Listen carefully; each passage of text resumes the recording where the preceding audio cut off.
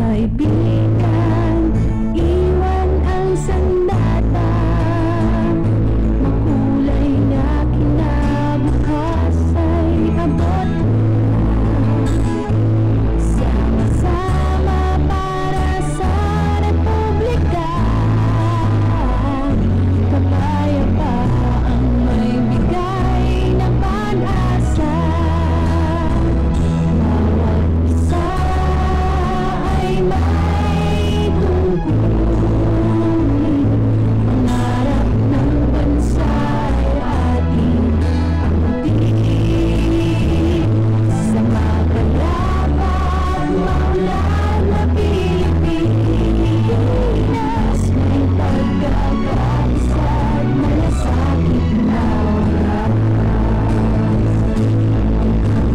Iisang bansa, iisang diwa, iisang lahi, isang pinibighi.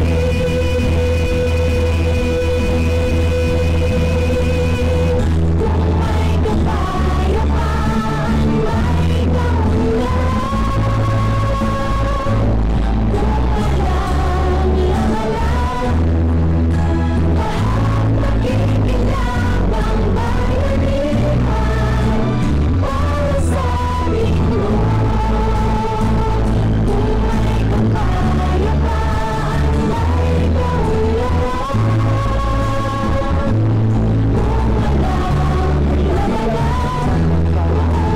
sa nakikinabang bayanihan para sa ating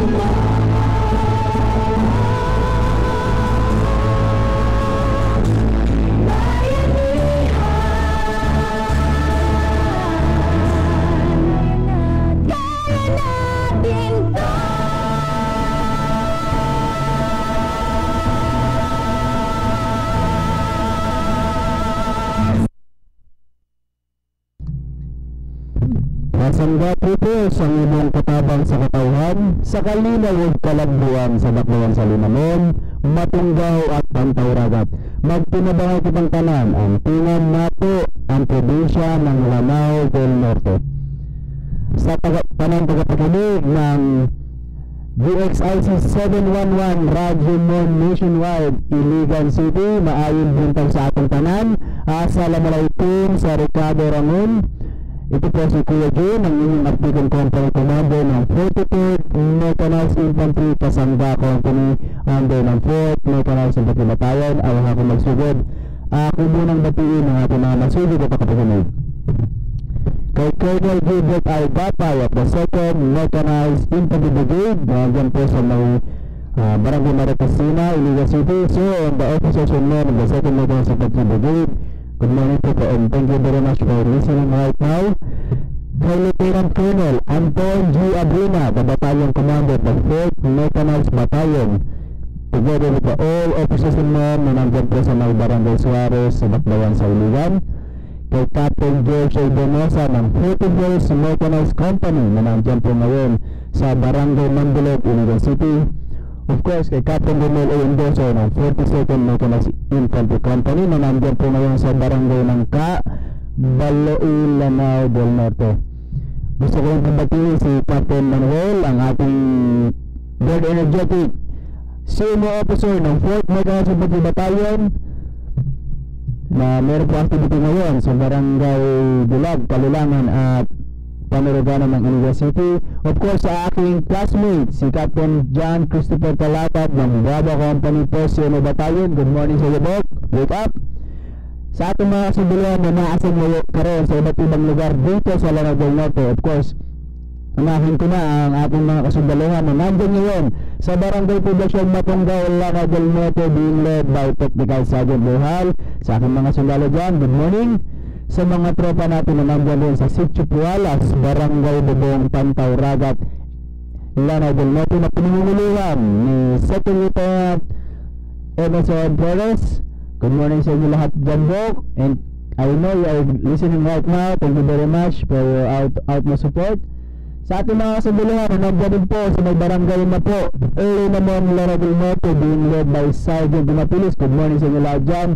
Of course, ang ating mga sundalo na nandiyan sa may barangay Punod at sa Municipality of Pantar, Lanao del Norte, being led by Sergeant Chavez. Good morning and thank you very much for listening right now.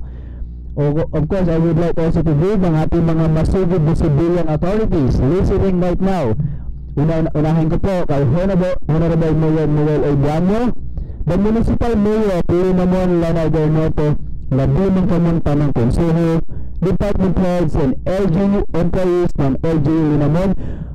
Mayor on Vice, good morning po and thank you very much for your utmost support dito po sa aming unit, lalo po dyan po sa Municipality of Linamon, sa tibuok na barangay chairman and barangay chairwoman of the 8 barangays of Municipality of Linamon and their council, barangay panels, as well as their purok leaders. Good morning, and I know you are listening right now. Thank you very much. Kay Honorable Mayor Aisa Mangotara Asis, the Municipal Mayor of Matungao, and of course kay Vice Mayor Jodo Asis ng Lanao del Norte, at saka tamang Konseho, Department Heads and LGU ng Matungao. Good morning po, and of course I would like to greet yung mga barangay chairman of the 14 barangays of Municipality of Matungao and their councils, the barangay panels and the different purok leaders po dyan po sa Matungao. Good morning po sa inyo lahat. Kay Honorable Mayor Eleanor Dimapuro Lantod, the Municipal Mayor of Pantauragat, Lanao del Norte, labi ng kanyang tanang Konseho, Department Heads and employees ng LGU Pantauragat. Good morning and thank you very much for listening right now. Of course, we don't forget yung mga barangay chairman and chairwoman of the 20 barangays composing to pong Municipality of Pantauragat. I know you are currently listening right now dito po sa DXIC kasi I know na abot po dyan ang DXIC po. To the 3 PNP counterparts po ng aming unit, unahin ko po si Police Inspector Adamat, the Chief of Police of the Linamon Municipal Police Station, together with the repair staff. Of course, kay Police Inspector Tambog, the Chief of Police ng Matungao, labi ng kanyang mga non-uniform personnel and the PNP personnel of Municipality of Matungao Police Station, and last but not the least, kay Police Inspector Onyana, the Chief of Police of the Pantauragat Municipal Police, together with his policemen and non-uniform personnel po ng Pantauragat Municipal Police. Thank you very much for listening right now, and thank you for being our partners in maintaining peace and order dyan po sa tatlong munisipyo na pinangahawakan ng 43rd Mechanized Infantry Company. Okay, ako rin po i-greet ang aking mga tagapatamig na masugod natin partners in nation building. Unahin ko po the Republic Cement, being led by Engineer Adrian Payumo and Ma'am Yubet Dingkang. So Adrian, Ma'am Yubet, I know you are listening right now. See you on October 16 po. Bibisita po yung ating mga kaibigan sa ating kampo.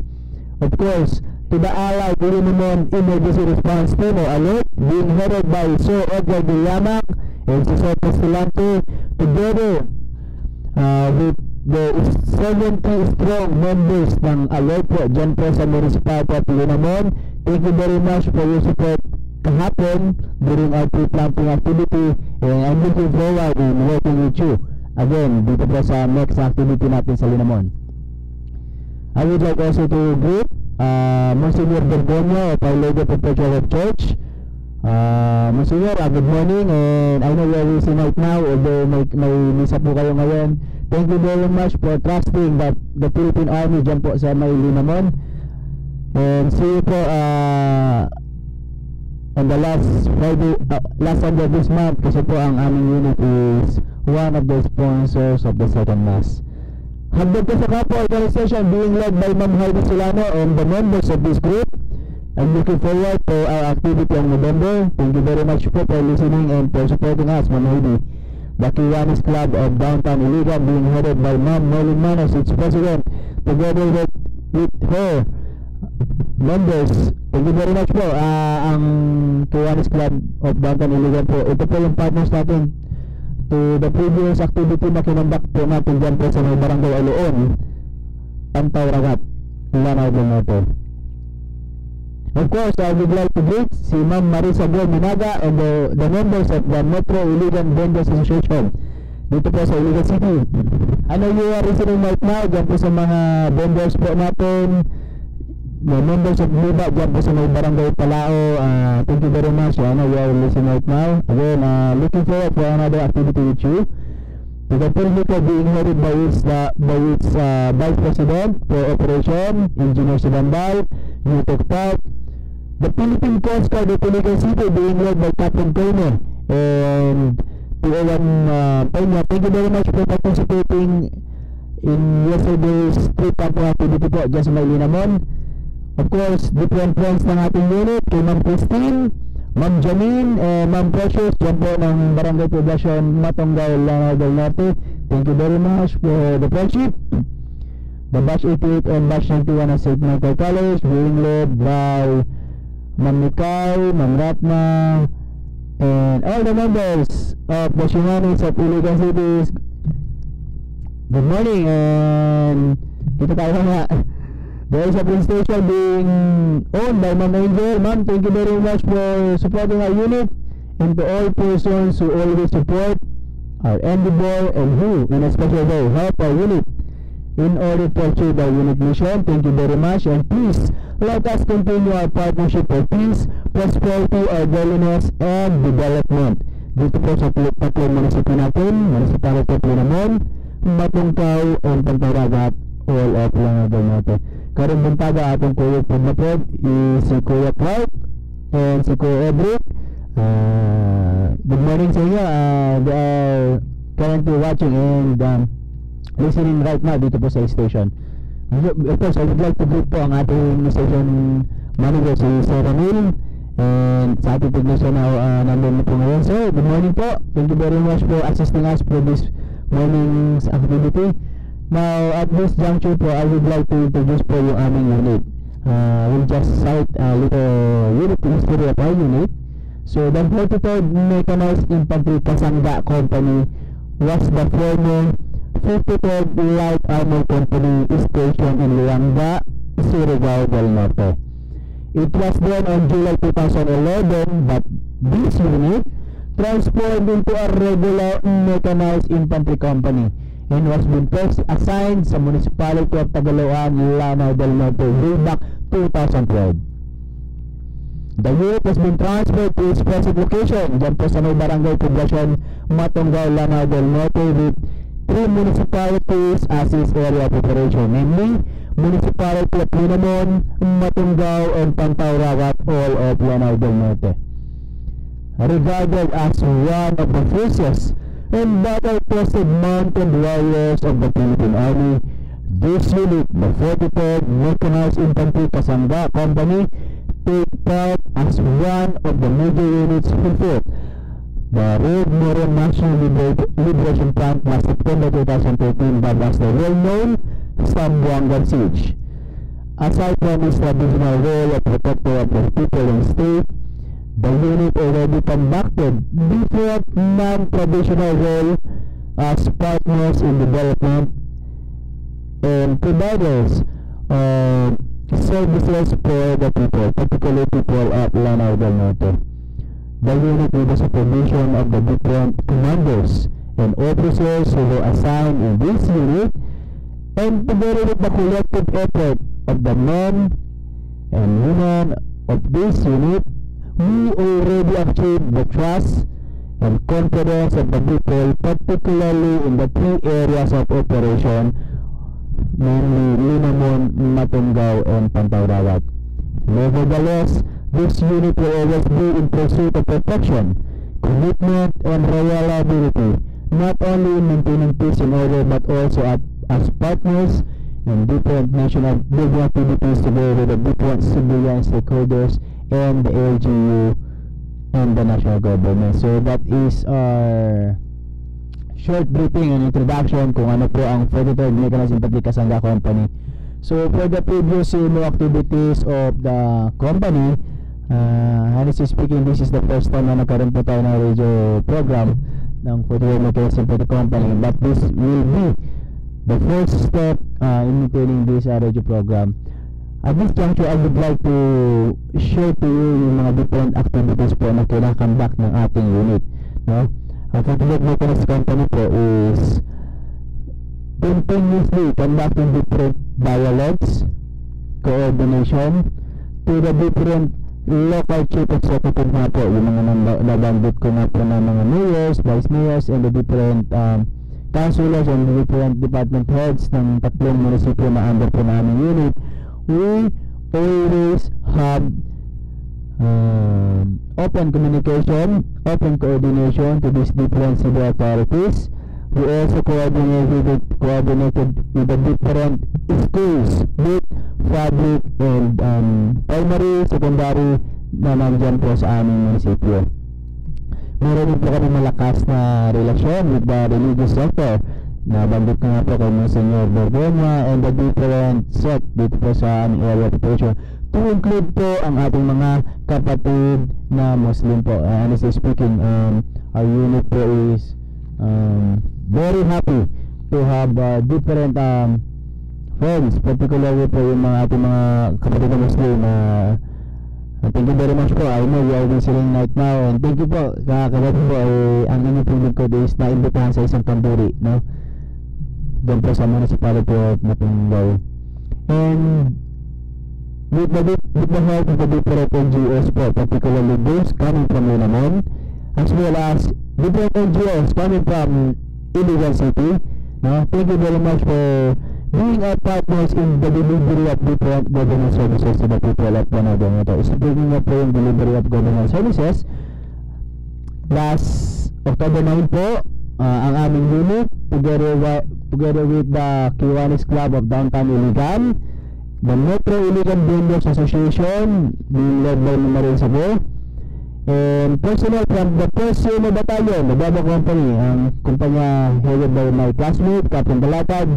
And there are some sponsored foods coming from Filmico, and some volunteer barbers and youths coming from Poblacion Matunggaw. We conducted or initiated a community outreach program po dyan sa may Aloon Primary School, Barangay Aloon, Pantauragat, Lanao del Norte. That is the first time na nakapag-conduct po tayo ng said activity dyan po sa municipality of Pantauragat. Of course, I would like to give thanks po kay Mayor Eleanor Lante for trusting us and giving us approval para makapag-conduct po kami dyan ng community outreach program.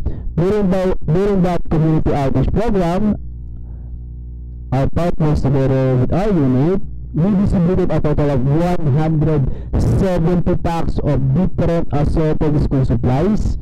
We also distributed 200 pairs of slippers. So ang naging recipients po ng ating activity dito po sa Aloon ay 163 students of primary school ng Aloon, together with some of parents and teachers of that school. We also conducted feeding program by giving bread. Masarap po yung bread na bigay po ng Filmico. So si Bandal, thank you very much po for supporting our activity. And arroz caldo, a very delicious arroz caldo being cooked by one of my snappy troops, si Kapatid Wada. I know you are listening right now. Masarap yung arroz caldo, sabi ng mga bata. And we also conducted 58 free haircut services to the 58 students of this school. Nevertheless, that activity is a successful one. Thank you very much for the support of those group I mentioned kanina po. Would like to take this opportunity nga po na gusto ko po kasi maiba ang perception po ng mga tao, particularly ng Iligan and Linamon, that areas of Pantauragat and Matunggaw are a very peaceful place to live on. Example ko nga lang po sa Matunggaw na Christians and Muslims are living peacefully and harmoniously po dyan po sa municipality of Matunggaw. Okay, kahapon po we also conducted joint pre-grilling activity po dyan po sa may Purok 6 to Sitio Tumago, Barangay Rimbocon of the municipality of Linamon, Lanao del Norte, kundi ang maging partners po natin dyan. Of course, our hosts, the Barangay Chairwoman, Honorable Olivia Sipilarion, the Barangay Chairwoman of Barangay Robocon, together with all his Barangay Council, Tanex, and Prep leaders po dyan sa may Barangay Robocon ng Linamon. Ang partner po namin dyan during the time is si ang Allied Linamon Emergency Response Team being headed by Mr. Edgar Villanak and kila Sophie Stilante. Thank you very much for the alert. Of course, sumama rin po dyan ang ating mga partners dito po sa Iligan City, the Philippine Coast Guard of Iligan City, being headed by Sir Peña. Sir Peña, thank you very much for the support. And ang aking counterpart po ng maintaining peace and order yan po sa Linamon, kay Police Inspector Alexander Adamat and his policemen and non-uniform personnel of the Linamon Municipal Police. Thank you very much for participating kahapon po na activity in which successfully we planted 200 mahogany seedlings. No? This activity is a joint brigade activity in which our unit will be a lead role in maintaining and checking, inspecting yung mga tinanim po natin na mga mahogany trees. So, this is a joint brigade activity. Nevertheless, pagtanim po, hindi na po ibig sabihin na iiwanan namin yan. Rest assured po, together with my counterparts during that activity na after 3 months, we will be going back and we will inspect kung ano po ang naging development ng mga mahogany seedlings po na itinanim natin kahapon. No? So, that is the initial activities of this unit. Honestly speaking, marami po talaga activity ang aming unit. No? But I just mentioned ito pong mga significant activities. No? But again, this is not this will not be one of things na masyado kang mag-relax. Again, our unit will continuously participate in the different dialogues, continuously will conduct joint checkpoint operation with the PNP and other law enforcement agency. We will continuously conduct patrols and security po to the different places, not only in Lanao del Norte, but sometimes po natatagpuan po kami dito sa Iligan City. Particularly po tomorrow na mag-start na po ang filing candidacy, a unit together with the different Comelec election officers ng Linamon, Matunggaw at Pantawragat. We already coordinated, meron na po kami magandang relationship, and we are looking forward for a safe conduct of filing of candidacy for this coming election po. That will be on October 12 to 16 po yung filing of candidacy, and I am very confident po na wala naman pong mahihitabo dito sa area namin, kasi it's because NGA, particularly the local chief executive ng mga lugar na po, is well respected and well loved by the people. No? Anyway, I will take this opportunity for some inquiries, comments, and information. Our unit, the President Municipal Company, can be reached to our unit hotline. So, ito po ang unit hotline ng aming unit. Can you take this note na lang po? It's 0998-958-01879. Again, our unit hotline is 0998-958-01879. Or you can visit us po sa aming headquarters po ngayon dyan sa may Barangay Poblacion, Matunggaw, Lanao del Norte. From Linamon proper, it will only take you 10 minutes ride. No? So unahan lang po yan ng Sitio Tinago, yung way ng Tinago sa Linamon. So our unit are very open to different civilians na gusto makipag-tie up sa amin for the different activities. Of course, our unit are open also for some comments, hinaing na gusto nyo iparating, or any information you would like to share to us, no? In order for us to improve our services for the people. Napakabilis po talaga ang 13 years, but before I end, I would like to inform that as of this time, the 4th Met Battalion, in partnership with the different stakeholders dyan po sa Iligan City at Lanao del Norte, is currently conducting medical mission sa Barangay Bulag, Iligan City, for the benefits of the people of Barangay Bulag, Kalilangan, and Panuragan.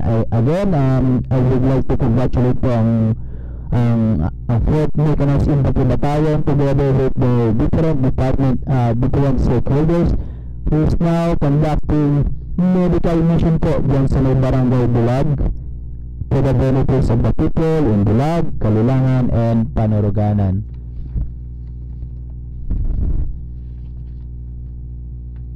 Before I end this program po, I would like to give our sincere thanks, of course, to Sir Ramil, the station manager of the XIC, for giving us this airtime to broadcast the commitments and activities of the 43rd Mechanized Infantry Company. So, thank you very much and looking forward to meet you again. In behalf of the officers and men of the 2nd Mechanized Infantry Brigade under Colonel Gilbert I. Tapay, and the officers and men of the 4th Mechanized Infantry Battalion led by Lieutenant Colonel Anton G. Abrina, rest assured po that your Kasangga troopers, officers and men of the 43rd Mechanized Infantry Company will continue to ensure the peace and orderliness of the municipalities of Malabo Norte. Of course, yung mga adjacent na municipalities rin po na nandiyan sa aming area, and to improve our services intended for the people of Lanao del Norte and people of Iligan City. Muli po, ito po si Kuya June, si Captain Delano F. Lab Jr. of the 43rd Mechanized Infantry Company na ay nagsasabing ang Kasangga troopers ang inyong katabang ng katawhan sa kalinaw at kalambuan sa Bakbayan sa Linamon, Matunggaw at Pantawrawat. Magtinabangay kitang tanan, ang tungan nato ang probinsya ng Lanao del Norte. Mabuhay po tayong lahat.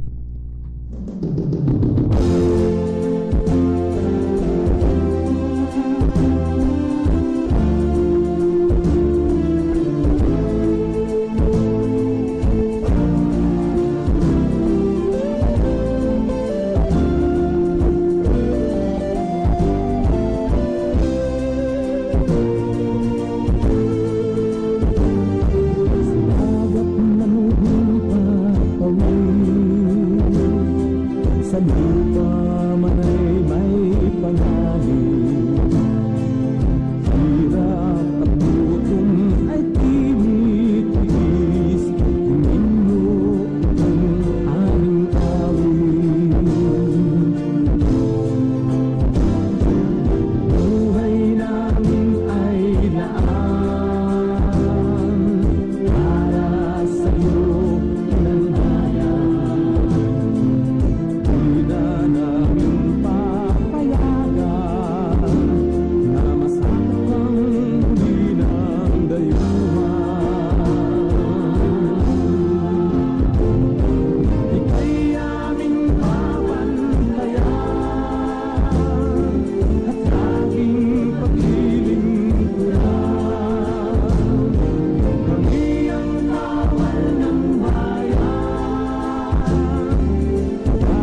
Ang